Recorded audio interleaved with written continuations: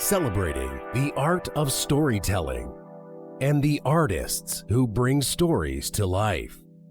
This is the Viewfinder Podcast with Chris Hadley.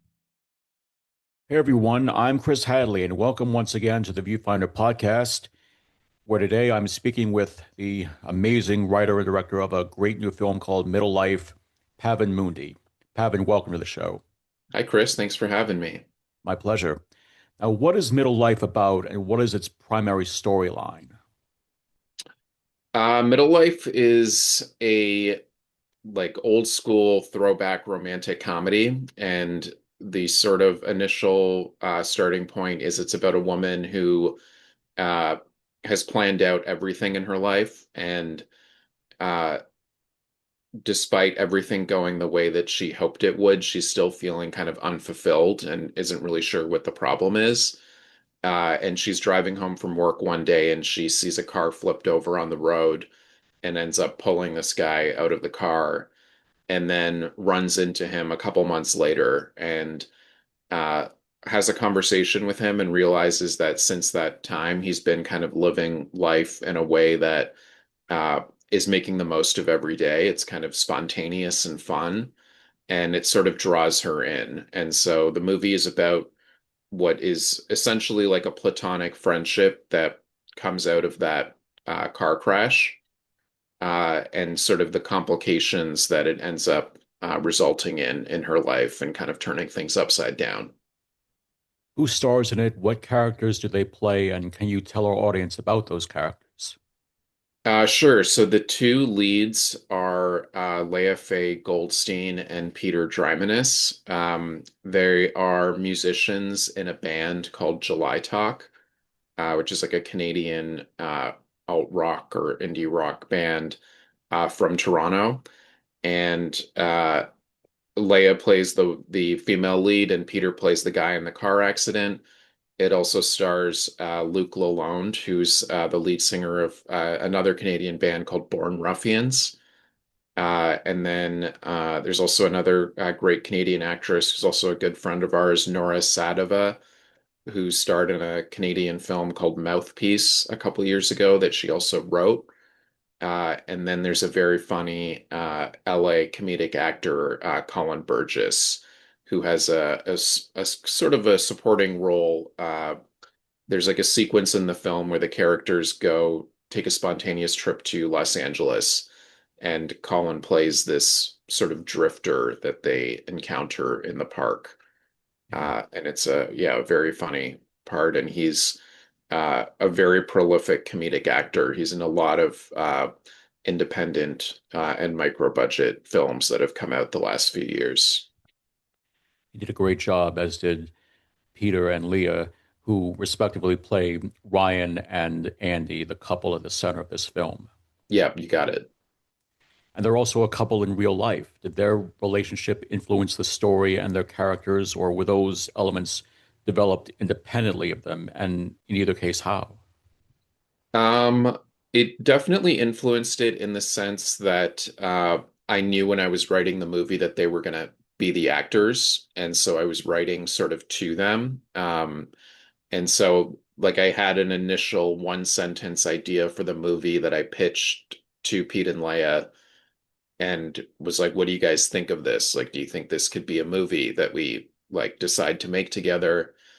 And they were interested and wanted me to go write the script. And so I think it influenced the characters in a way because I was writing and picturing them as I'm writing, which I like to do anyway, even if I'm writing something where I don't know who's going to be in it. I like to mentally like have an actor in mind.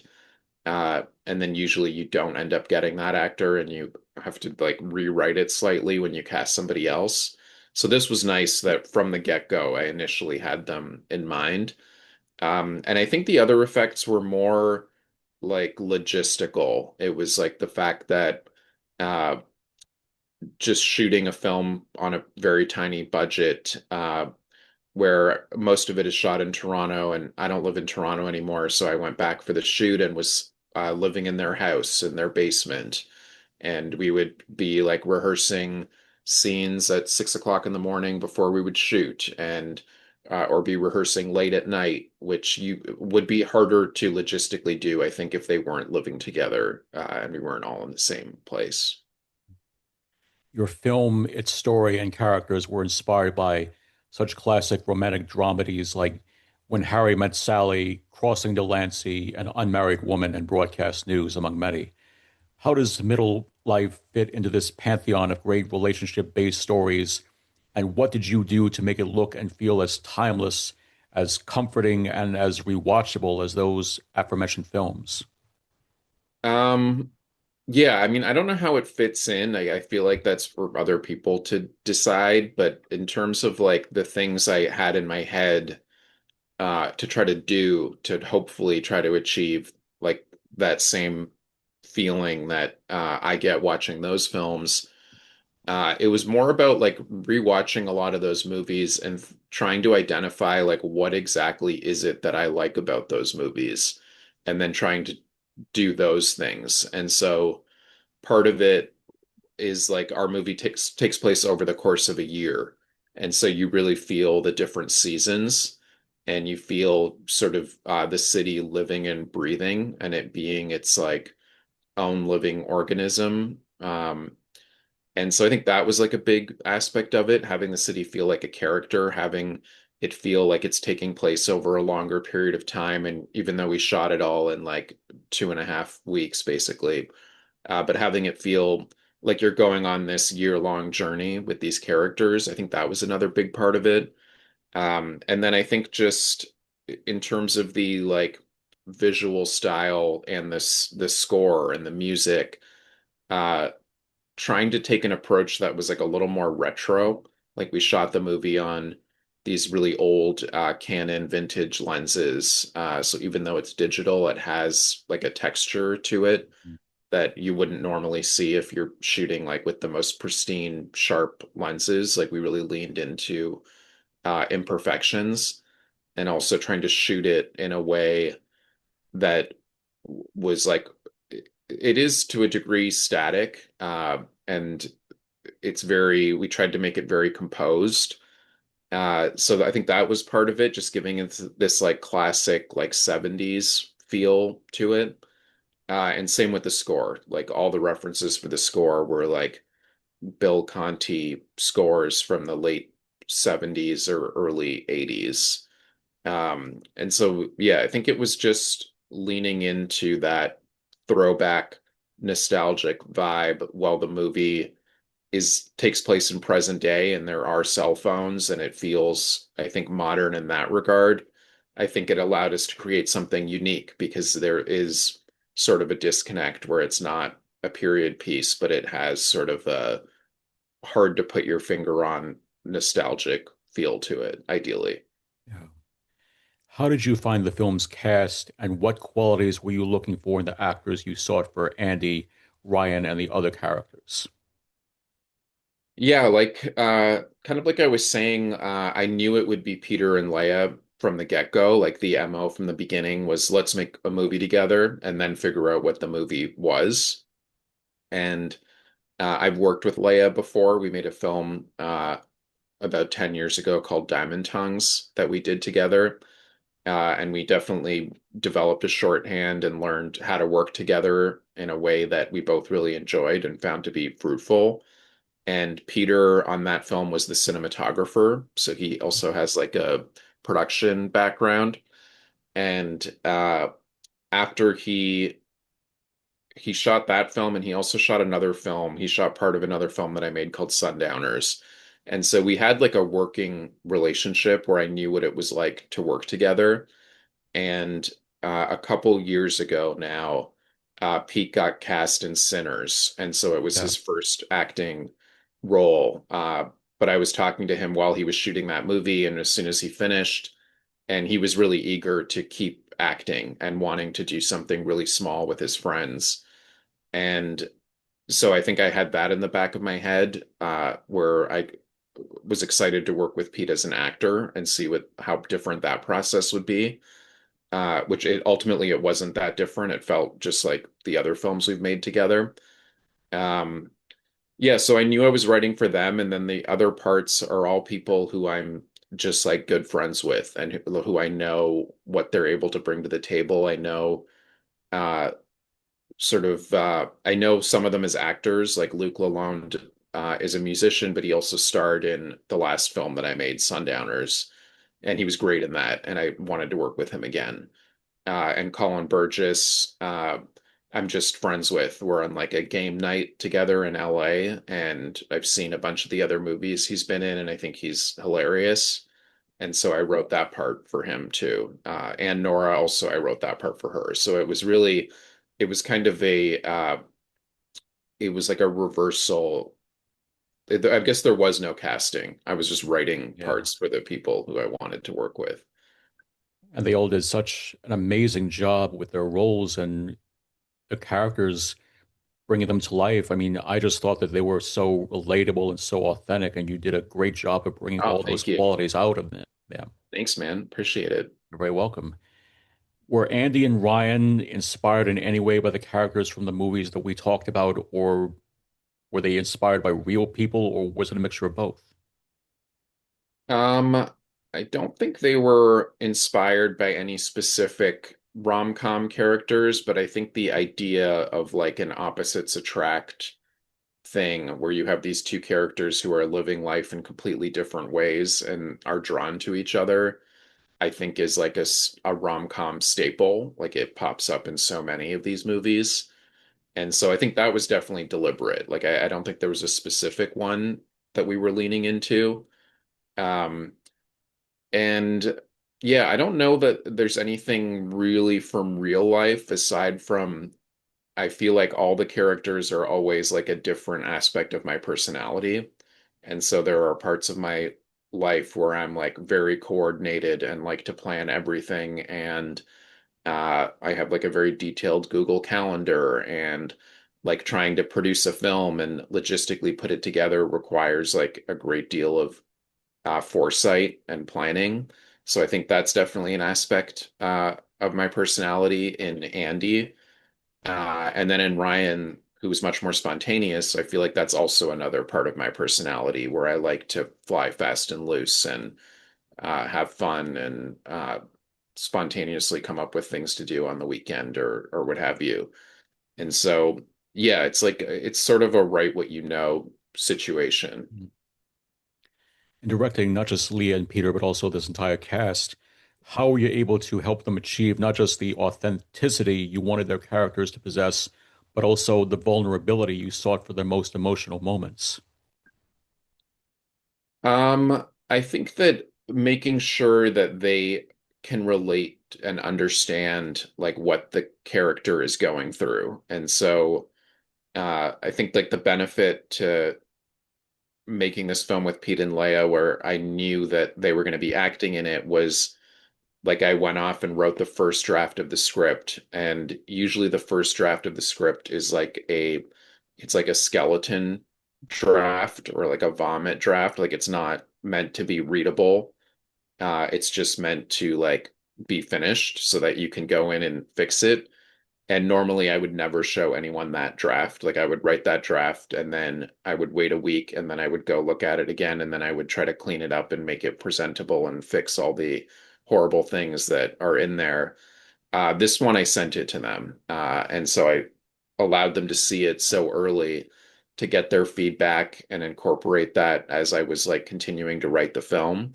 And because of that, I think like the collaboration in terms of like shaping these characters was a lot richer.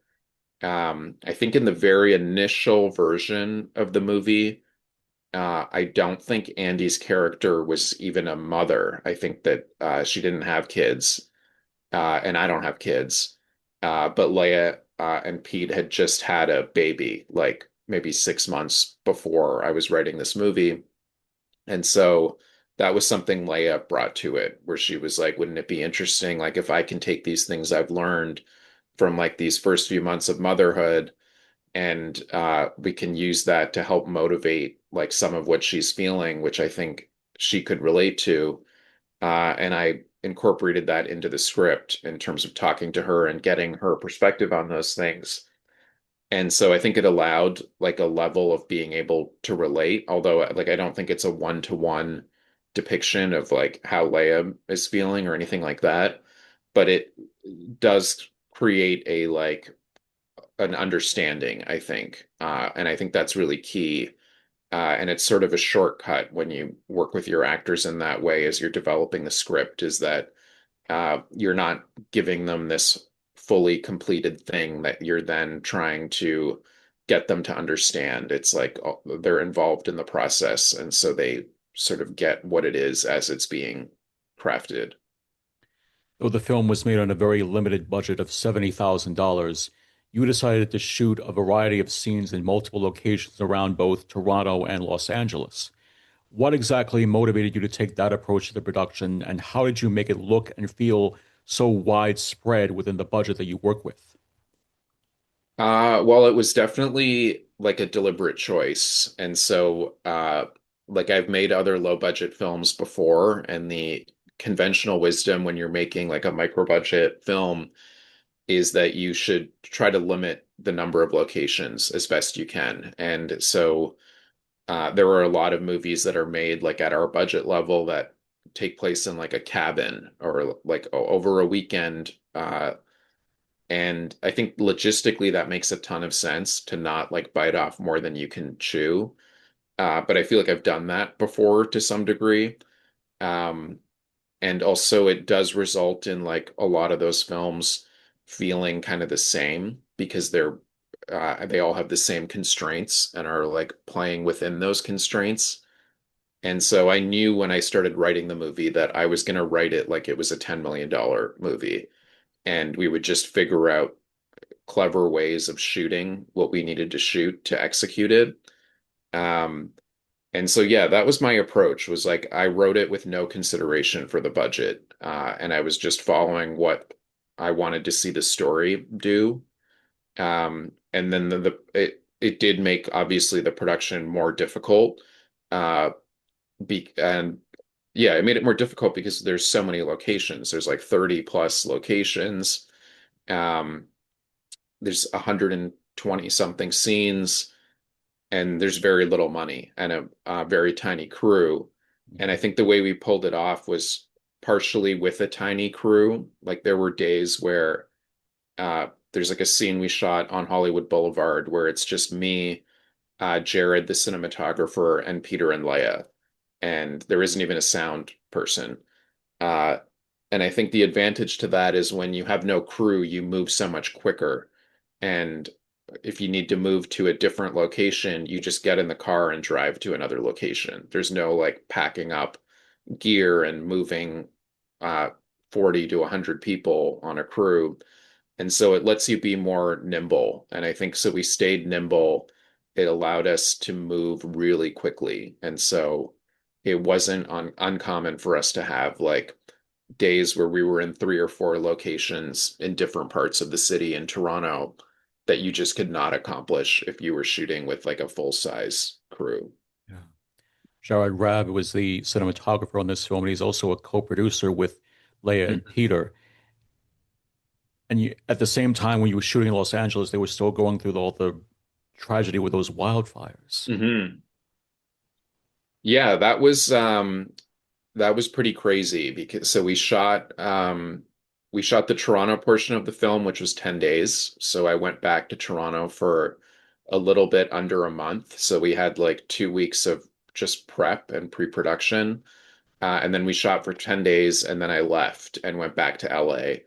And I was just editing that whole time and also getting like the LA shoot ready and prepping that production. Uh, and then the fires started, which were crazy, and were pretty close to where I live. Mm. Luckily, I didn't have to evacuate, but it was close enough that like I had to pack all my bags and have them by the door and be ready to go. But we ended up staying, and thankfully, it was like outside of like not being able to go outside for a while, and just the fear of like what could happen. We were okay and our neighborhood was okay. But it did impact our shoot because Peter and Leia were traveling with their child. They were like extremely hesitant to come to LA in the middle of all of this chaos. And so I think we ended up, uh, we did push a little bit. I think we pushed by a couple days, but there was such a tight window we had to shoot the film because I think Jared was needed to shoot. He was working on the Nirvana the Band the Show movie still. And so I think he needed to go back and on that. And so we just, excuse me, we had such a tight window that we kind of had to move ahead. And so Pete and Leia delayed as much as they could, and then they came, but it impacted our like prep period. Like we had no rehearsal. Like I think they flew to LA at like 11 o'clock at night, and we started shooting the next morning, which was the opposite of how we shot Toronto, where we had like 2 weeks to rehearse every scene. We knew exactly like how it would sound and how it would be shot. Um, and this was very different. So we were having to like workshop scenes on set the day of, but also there's like a scene that's shot in a park in LA, and 15 minutes before we were all headed to this park, the park got closed because of like a fire. So we had to like find another park and figure out how to shoot that. It just like slowed things down. Um, but I think ultimately we were very lucky. Like I know people who lost their houses, and I think it just inconvenienced our shoot, which is was a hurdle. It gave us a good story, but thankfully it wasn't anything worse than that. Yeah. And in spite of all of that, the end product, the film itself, turned out to be wonderful. Thank you. Thank you. Yeah, it adds something to it while you're making it. It makes it feel more important. It's like if we're going to the trouble of doing this, of like if I'm asking you to come to LA during this like catastrophic thing that's happening, like we really have to be on our game and try to make something good so that it feels like it's worth it. Yeah. With that experience in mind, what advice do you have for filmmakers, whether or not they're just starting out or they have yet to make a film, about the process of filmmaking itself, whether it's a short film, a feature film, or just about something, anything that they can do? Um, I mean, I feel like I have a lot of advice. It's like, I mean, the obvious one is like if you haven't shot something or you haven't made something, I think it's important to get out there and shoot something, even if it's just like shot on a phone and no budget with your friends. I think that maybe the piece of advice though is not to fall in love with the thing that you shoot, because I do see that a lot where somebody will shoot their first short film, and then they'll spend a year spending a lot of money trying to get it into festivals or getting it distributed or trying to get a sales agent for it. And I think that's a lot of wasted time that you could spend shooting the next thing, because I think the reality is if you've never shot anything before, uh, the first like five things you're going to shoot are probably not going to be very good because you have to make a lot of bad things before you can make something good. And I think you're better off like learning from those bad things and being really critical of your own work rather than falling in love with it, which does happen. And I've had it happen before where I've like made a crappy short, but you're in it, you're so in it, and you're so happy to see your vision realized that you think it's amazing. And now I look back and watch some of that stuff and I'm just like cringing beyond belief that I like spent $1,000 submitting it to festivals or whatever. So Yeah. I think just being like critical, looking at whatever the first thing is that you make, and if you are trying to submit it to festivals and it's not working out, I think watching it with a really critical eye and maybe watching something that is in Sundance as a short film on Vimeo and really try to hone in why that is succeeding compared to your thing. And uh, I think you can learn a lot from doing that to put towards your next thing. Going back to the film itself, how can audiences relate to the story and characters in it, regardless of whether or not they've been in relationships? Well, I hope it's relatable. I think that the one of the things we talked about, so there's Andy's character and she's married. So there's Andy's husband, and then there's Ryan. And we really tried to sort of workshop the story so that every character was both right and wrong. And there isn't just a clear, like, oh, this is Andy's story, and so her husband is a jerk, and there's not a clear villain. And basically, like, I think what we said was like we wanted couples to go watch the movie and then get into a huge fight on the car ride home because they would have totally different perspectives about what they saw and relate to totally different parts of it. And I feel like we've seen that a little bit at some of the screenings we've had, in a good way, not like a catastrophic fight, but like just like a disagreement. And I think if people disagree and it sparks some sort of conversation, it is a good thing because it means that they relate to different aspects of the story and it's not, or it has some level of like complexity to it. And so I hope that people can relate to one of these characters in some way. Uh, but even if you don't, I think we tried to design the movie that in a way that is sort of fast paced and fun and hopefully like an enjoyable watch, even if you're not heavily relating to any of the characters. I hope that you can still derive some kind of like 85 minutes of like entertainment and joy out of it.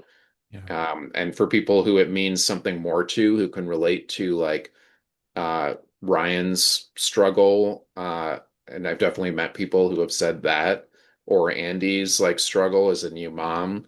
I think it just is sort of a cherry on top of what we were going for. What have you taken away from making this film, and what is seeing it taught you about relationships in general? That's interesting. Yeah, I think like seeing it with we've toured, so the movie's coming out in the US in a couple weeks, but it already came out in Canada and we've toured it around in Canada. So we've seen it with a lot of different audiences. Uh, and we've talked to people after the screenings and it does feel like it's relatable. And I think I don't know if I've learned this, but it feels like a lot of the issues and the things that people deal with in relationships are basically the same. The dynamics are more or less the same. And I think so. I don't know if I've learned that, but I've clocked that. I've like clocked like what people have been saying after screenings and how there is definitely like common threads to what people are relating to and what aspects they're relating to about it. Um, I think for me, what was really refreshing about this movie was I think less about the content of the movie and more about the making of the movie. Like I think um, I had made some lower budget films years ago, and then for the last handful of years, I was really fixated on trying to make something bigger, and I think became a little too uh, laid back, or I allowed like myself to have less control and was just like waiting for emails to get answered and waiting for basically waiting for permission to make the thing because the budgets that I was trying to attract uh were too high for me to self finance or to raise the money on my own. And this movie was the opposite of that. It was like I had an idea for the movie, I had a one sentence idea. A month later, it was a script, and we started shooting about 6 weeks after that. And we just started saying, even when I had like the one sentence idea, like we're shooting on December 1st, and that's that. And I think that approach of like this is happening with or without you, if you want to be involved in this film, like, and you want to invest in this, it's happening on December 1st. Like, get in while you can. I think that really uh I needed to do that again because I think that's how I started out and I kind of forgot that a little bit. And so for me, it was just about like taking some control again and taking some agency over trying to make art and doing it with your friends, I think it was such a pleasant shoot to work with. Like these are like some of my best friends, so it's such a great way to like catch up and see your friends and hang out with Peter and Leia and live in their house and work with Jared, who's like a brother to me, and be able to not only hang out for a couple months, but those couple months, like having these kinds of creative conversations that are so much fun, talking about characters late into the night, going over cuts together, and then at the end of it all, having this film that we can look back on and remember this like very specific period of our lives that we shared together. I think that's sort of the big takeaway for me is like I'll always look back at the film fondly because of what a pleasure it was to make it. Any release date information on the film? So we've just finished up our theatrical release. So the film screened in LA and New York. There may be some one-off festival screenings to come in the fall, but the plan is to go on streaming in mid-November currently. So hopefully that'll hold, but mid-November is what it's looking like for streaming and VOD. And finally, what projects are you working on right now, if any, and can you share any details on those? Um, I'm working on a couple things. I have like the next film that is like my thing that I wrote and directed or wrote and will direct that we're working on getting going right now. It's sort of a Christmas movie, I would say. And then there's like another thing that I'm working on where I'm like adapting a book. It's like a historical fiction book that I need to get back to working on ASAP. But those are the two main things that are occupying my time right now, aside from like middle life release stuff. Well, that's great, and I would love to have you back on in the future to discuss those when they're ready. Yeah, that would be great. Thanks a lot for having me. Really appreciate you checking out the film and giving us some space to talk about it. You're very welcome. Thank you so much, Pavan. Yeah, thanks a lot, man. You're very welcome. It's my pleasure. That's the Viewfinder Podcast for this week. I'm Chris Hadley. Thank you so much for listening, and until next time, please stay safe, everyone. The Viewfinder Podcast is hosted, written, produced, and edited by Chris Hadley. The show's title logo is designed by Matison Leblanc. Be sure to like, listen, and subscribe to the Viewfinder Podcast on Apple Podcasts, Spotify, or wherever you get your podcasts. Check out video versions of the show on our YouTube channel at youtube.com/The Viewfinder Podcast with Chris H., all one word. Let us know what you think by leaving a review on this or any other episode. If you have any questions, comments, and/or guest suggestions, or if you'd like to join Chris as a guest on an upcoming episode of the show, please contact us at theviewfinderpodcast@gmail.com. That's theviewfinderpodcast@gmail.com. Follow us on X at ViewfinderPod, on Facebook at facebook.com/theviewfinderpodcast, and on Instagram at The Viewfinder Podcast. This has been The Viewfinder Podcast with Chris Hadley. This is Erik Woods speaking.